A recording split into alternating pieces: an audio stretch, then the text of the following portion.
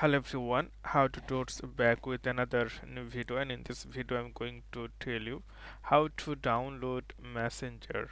So I will guide you two ways to download Facebook Messenger. So first option, you need to go your Microsoft Store, then search here Facebook Messenger and enter, then you'll get the option here Messenger.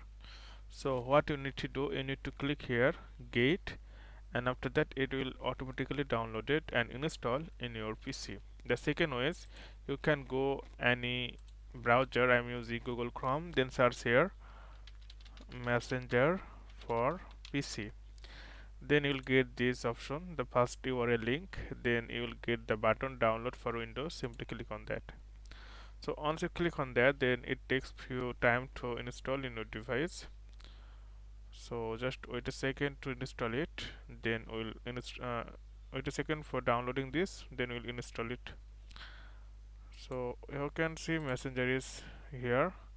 What you need to do, you need to click twice, and after that you can see okay, perfectly install in your Messenger. So you can log in with Facebook or log in with phone or email if you want. So okay friend, I hope this video is helpful for you. So today's no more, and thank you for watching.